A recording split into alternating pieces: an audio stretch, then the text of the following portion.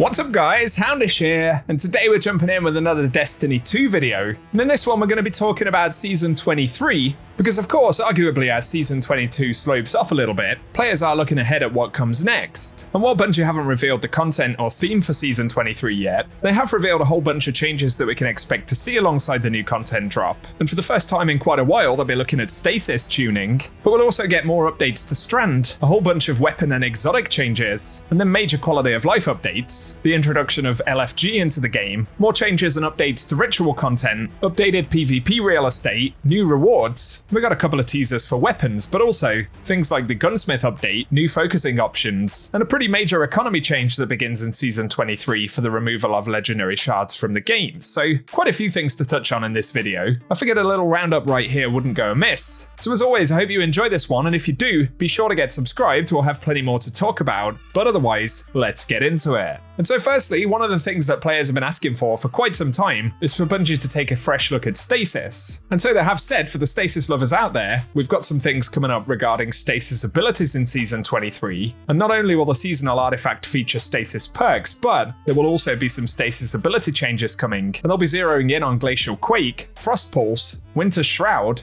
Glacier Grenades, and more. They will have a preview of some of those changes closer to the launch for Season 23, but Joe Blackburn did confirm that the stasis changes will be tuning focused, as opposed to them offering new fragments or abilities. And while that would have been cool, it's certainly good to at least get some updates to stasis. So share your thoughts on that, but Joe Blackburn also suggested that Strand will get its next set of updates in Season 23. He loosely said that in a recent Bungie stream, and presumably based on how things have gone this year, we'll probably get new aspects just like we've seen in Seasons 21 and 22. But more wrenches in the Strand toolbox is certainly a positive in itself, so I'll keep you posted with more details on those when we get them. A little while back, Bungie also confirmed some weapon changes for Season 23, and when it comes to SMGs, snipers, fusions, and airborne effectiveness, it would appear they've actually brought some of the changes forward, and we've had them in the last week or so with the mid-season update. But they also added that Peregrine Greaves will get a change, and these will now only grant bonus shoulder charge damage after being airborne for a short time, and the goal of the change is to ensure that Peregrine Greaves users are visibly airborne to other players in order to benefit from the exotic effect. But they will get a PvE boost at the same time, and they'll provide significantly more bonus damage and refund melee charges when used against champions, tormentors, and mini-bosses. So it'll be interesting to try that out. They've also confirmed a change for Syntheseps, and they're removing the extra lunge range, and to compensate, they'll be adding improved weapon handling and reloads when surrounded. Plus they say they're planning to walk back some of the nerf to melee glaive damage as well. So those are a couple of exotic changes there, obviously Titan focus for the moment, but Bungie said there will be more exotic armor updates to come in Season 23. And otherwise, they've loosely teased some PvE changes for weapons, so they've said they'll be increasing base PvE damage for glaive projectiles and snipers, as well as increasing damage against minor combatants for pulse rifles and auto rifles. Plus they plan to grant Revision 0 and Vexmithoclast greatly increased damage against champions. And on top of that, there'll be a glaive rework in general, including some changes that they've made to the exotic class glaives to make them more effective and enjoyable to use. So they're going to be making a third pass on glaives, essentially, which I think a lot of players would agree they probably need that. And so hopefully overall, while it's a bit sketchy at the minute, we should be getting some pretty interesting weapon changes for Season 23, and let us know what you'd love to see below. Another change that Bungie recently outlined though, is that in Season 23, they're making the need for speed that's associated with the always on time sparrow universal across all sparrows. And while they don't give any more specifics at the minute, the key takeaway is that always on time will no longer be the fastest sparrow in the game, but instead of toning always on time back, they'll be generally increasing the speed of sparrows across the board. So if like me, you haven't taken always on time off despite getting some other pretty cool looking sparrows in the game, finally we'll be able to get some top speed action on some other sparrows. Up next though, in-game LFG will of course arrive with Season 23, and this is going to be a pretty significant feature to the game. Bungie have provided some images for that, and we can see they'll be listing options that focus on specific types of content, and in the raid category for example, we'll be able to pick specific raids and whether we want to select a normal or master version. And there'll be sort of tags that can be applied to the title for LFG posts and searches. You can see a bunch of those on screen, and they'll make it easier for us to target the types of players we want for activities. So it'll be a very impactful system. Hopefully that launch will go smoothly. And of course, Season 23 will also get a new dungeon. We don't have any details about the dungeon, with the exception that it will be part of the dungeon pass for the year. So just keep in mind that while the dungeon will drop in Season 23, it won't technically be part of Season 23's content package, if you like, but instead will be part of the dungeon key.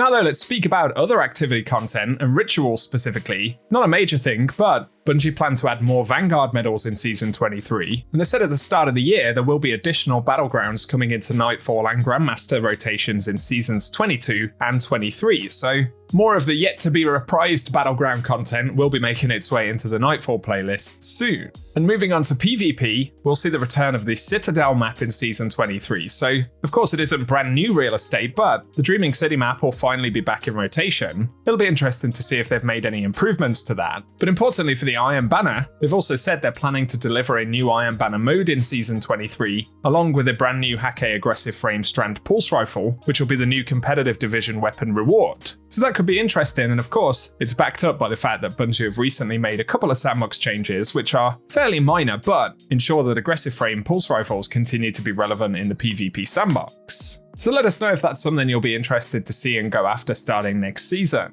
Another element which could be interesting for some players in Season 23 will be the introduction of gunsmith focusing. So Bungie have said Banshee will offer focusing options for select Foundry weapons, and it's primarily designed to offer players a way to chase their dream role of older Foundry weapons while reducing the growing size of the legendary world pool. So I'm not going to list all of the weapons individually here, but for Season 23 we can see a bunch of Soros, Hake, but also Viced and Omolon weapons, which will feature as part of gunsmith focusing. And this will be replacing Banshee's 6-count weapon selection, and there'll be some weapons moved out of Banshee's inventory and they'll only be available via Xur in the future, although they are ones that we've had around for quite some time.